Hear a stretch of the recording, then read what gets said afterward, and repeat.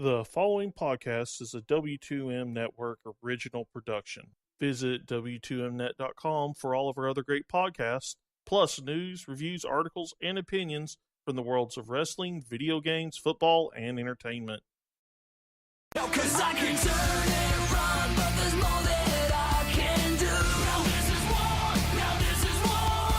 No, I won't stop now, I'm the fire breaking through. Now this is war, now this is war. 'Cause as long as we still got a reason to hold. Alright, this is the Wrestling to the Max WWE 205 Live review for March 14, 2017. And I am your host, Sean Garmer, and here with me, as usual, Mr. Paul Leazar. Heyo. And, well, we got a pretty action-packed edition of 205 Live here. 3 matches, and of course the big one that was promoted on Raw to kind of decide who would go to face Neville at Wrestlemania. That was decided at the end of this show. And I think we all pretty much knew who it was going to be, but it was kind of cool getting to that moment, and the crowd sure cared about who it was that got to face Neville at WrestleMania. So, speaking of the man, Neville, he basically comes out to tell you that, pretty much, we've heard this before. He felt that people were forgetting him. Nobody cared when he got injured. That this was actually the place where he got injured. That I kind of forgot about that. And then he, talks about why he had to obliterate a whole division, and that whoever wins tonight will get the honor of facing the King at WrestleMania. And then Mustafa Ali interrupts him to find out we're having a match with Drew Gulak here. This was a solid match. You get the Mustafa Ali stuff we've seen. The gory special from Gulak, which is pretty nasty looking, eventually into a backslide. Ali got to hit the imploding 450 and win. And then afterwards, Drew Gulak cuts a promo and says, look, he does great work in the ring and no one appreciates him. He's tired of it. But the problem is 205 Live. And something needs to change about it. So, how did you feel about the match and some character work for Drew Gulak? I don't know what he's going to change about 205 Live, but I'll be interested in trying to find out, I guess. First things first, I loved Neville's promo work, not only here, but over on SmackDown too, where he hyped up the episode of 205 Live, talking about the contender and everything like that. He has this character so masterfully down, and every time he cuts a promo, I'm 100% glued to my screen. I have to see what this guy's going to say. And him sort of brushing Mustafa Ali off, I kind of like too, because that, future build possibilities and all that good stuff happening there. Mustafa Ali, Drew Gulak, I think they have a good match. Mustafa gets to hit his big stuff. Drew, I think, gets to hit his big stuff. The post-match promo is interesting because this feels a lot like what Drew did in Evolve and the creation of Catchpoint, where he decided that the way to change, evolve, and elevate himself was to create a group of like-minded individuals who wrestled a style and sort of changed, evolved that way. And you have some of those pieces here at play in 205 Live. TJP was obviously a part of that group. You have Tony Nese, who has the Evolve connection, but he wasn't in Catchpoint or anything like that. But maybe you're going to have a stable of guys on 205 Live like this. I mean, there's a lot of people you could sort of get into something like this where the show, they think the way it's set up and all this is the problem, not so much the fact that it's the wrestlers, So lots of fun, I think, to dig in there if they decide to go forward with this. Did you feel like you missed Mauro on the show? Yeah, I can't believe we didn't talk about the 2-man announced team over on SmackDown either. But a little. at times, I like the way he calls the matches and stuff like that. It fits 205 Live better. I thought Phillips and JBL did a phenomenal job with just the twosome of them over on SmackDown, though. Such a refreshing way to have less points of view because they weren't worried about talking over each other. They were worried about telling the story. Fucking what an idea that is, right? Yeah. I mean, I feel like Morrow and JBL could do it too if JBL didn't have to crack jokes at him all the time. But, right. I guess Morrow got stuck in the snow. And I don't know what happened to David Otunga. I guess he had to do something with his wife. Who knows? Otunga is making a movie, and Morrow, you're correct, got trapped in the Northeast due to blizzard. Poor Morrow. Yeah. Hopefully he is okay. But, yeah, I mean, it did kind of feel weird. But, you got the old NXT crew back doing this. So it was sort of fun as well. Because, you got Corey Graves is so much, to me, like, I enjoy Corey Graves cracking jokes because, number one, his are much more, current. And second, his just kind of feel like they're hard on the guy, but they're also sort of lighthearted. Whereas, like, JBLs are just, like, sometimes just, like, dude, come on. Just come on. Right. I mean, most of his jokes are usually pretty lame, and I don't feel like they come off as playfully as Corey does. It's like on Raw, he had me rolling whenever he said that Byron and Bayley got along so well because both of their most meaningful relationships had to deal with inflatable people, which just, I mean, that slayed me. I died. But I mean, yeah, Corey Graves is just phenomenal. I mean, we could probably make a podcast just talking about how great he is. Exactly. But yeah, so you get, it feels, I don't know if this is anything that any kind of vibe you're getting. This is probably just to add to the storyline here, but I wouldn't be opposed to, like, maybe you build some tag teams here because not everybody's going to be involved in a singles feud. You got so many guys. You got guys you're not using at all. Where's Tajiri and Grandma Delete? And, like, I mean, I don't know if they still have any dates or whatever, but, like, it's just, like I mean, I don't have a problem with at all with, like, I think this is fun, Rich Swann and Jack Gallagher teaming together. And, Noam Dar kind of adds it to his story with the promo that he gives Daivari, where he starts off, kind of just like, hey, I know we can do better and whatever. And then at the end, he's like, oh my God, Alicia Fox is going to leave me if I don't start winning.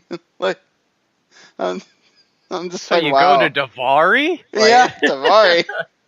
That dude loses more than anybody. It's just, but, yeah, I mean, this match was fun. Once again, I really liked Gallagher doing the dancing with Swan.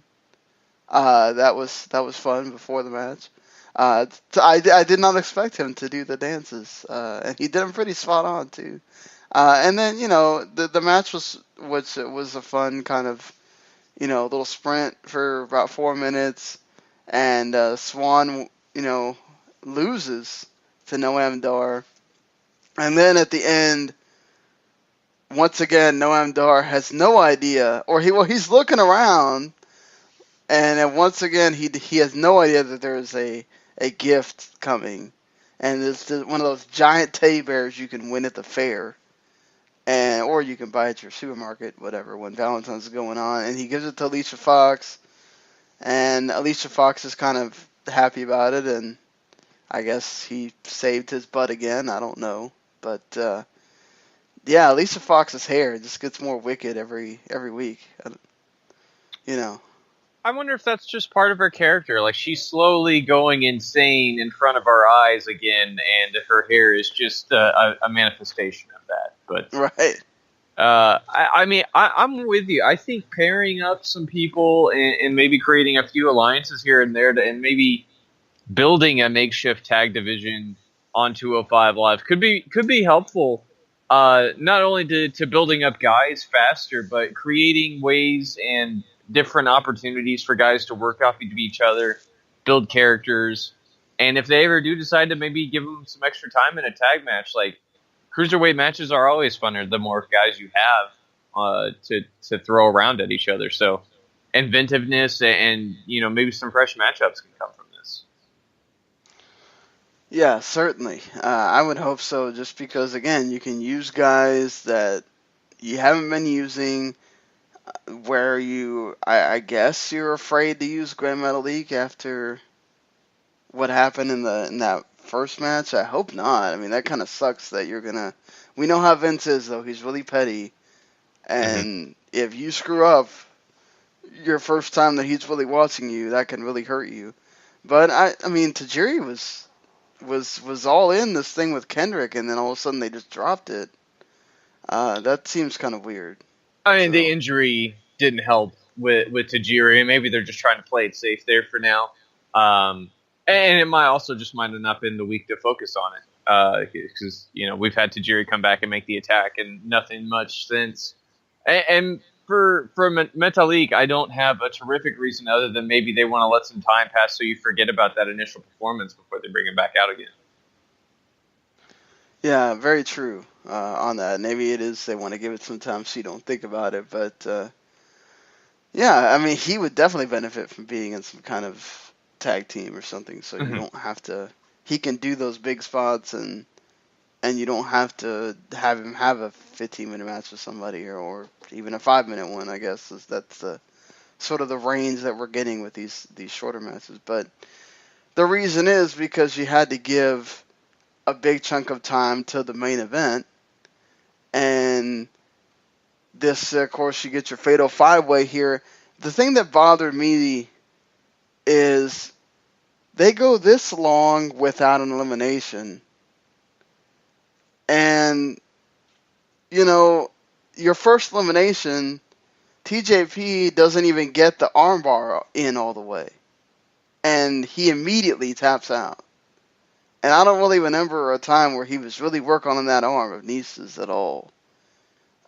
So this seems weird. You waited till almost 10 minutes into the match to have your first one, and I felt like it kind of killed the momentum a little bit. And then you have Tozawa he gets distracted and he gets eliminated by Kendrick, which that's fine. He continues the feud or whatever. But then, you keep it going, and you have Aries and Kendrick be the last two.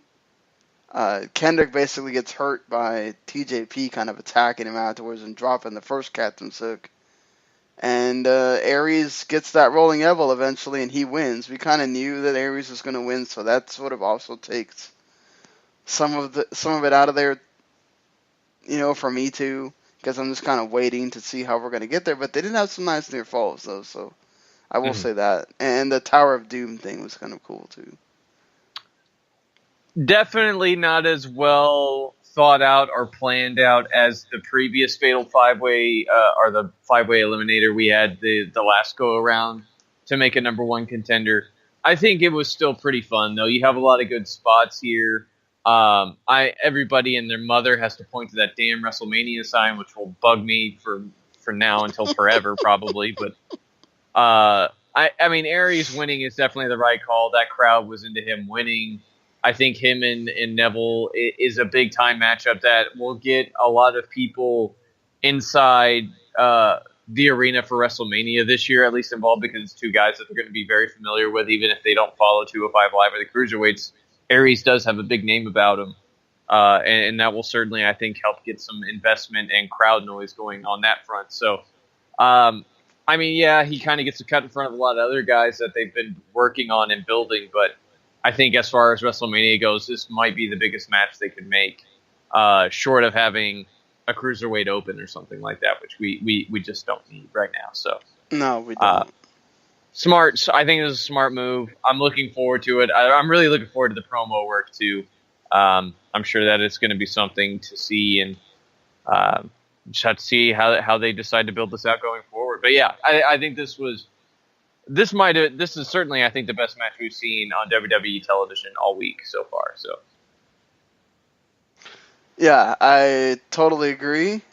And Yeah, I feel like I mean it was evident in the crowd. The only person that they really, aside from doing the Haas with Zawa, Mhm. which I like the fact that before he finally got to do the one where he actually goes out and does the diving headbutt, the crowd hawed for him. He didn't Mhm. have to make them haw, so that's good for a crowd that really didn't care about the cruiserweights at all, aside from Austin Aries. That's a plus for him, but it's still kind of sad that you'll get crowds that just totally don't care. You know, it makes me sad watching them and for them. Mhm. I mean, a lot of these guys still haven't really been built up to feel super big outside of the three or four that they sort of rely upon in Rich Swann and Jack Gallagher and Neville and now Aries can be added to the list. But I mean, you still have to wonder if sitting through 2 hours of SmackDown and then suddenly having this thrust upon you is taken into effect too. I mean, the third hour and other parts of Raw can usually seem pretty ho hum and droll because the crowd is either just not interested or they're tired. So I wonder if that has something to do with it too. Oh yeah, definitely the tired part that goes into it too. Is and you've already sat to 2 hours. You got to sit through another hour. Mm. Um, I do wonder sometimes why they don't just. Oh yeah, never mind. I mean, why don't they just tape Talking Smack while this is going on, and just air that on the? Oh no, because you still have to. It's the live, so never mind. They had still have to wait the 30 minutes or whatever. The crowd would just sitting there doing nothing. Right. So yeah, I just always wonder why they don't just shut off one show and then definitely 205 Live gets the spotlight instead of you have to wait for Talking Smack after. But it makes sense, I guess, in the end. But yeah, that's your 205 Live. Austin Aries, the number one contender now. And like you said, the promo battles are going to be fun. How else are they going to hype this up is also going to be fun. I wonder if they're going to be light on Neville wrestling because of his, injury that he had last year, just to make sure he gets to WrestleMania. But this will be an interesting couple of weeks or 3 weeks till we get to that big granddaddy of them all. So there's your 205 Live for this week, everybody. Hope you enjoyed it, and definitely go check out that main event match. It's worth watching. Absolutely. Yeah. So until next week, everyone, we shall see you later. Have a good one, guys.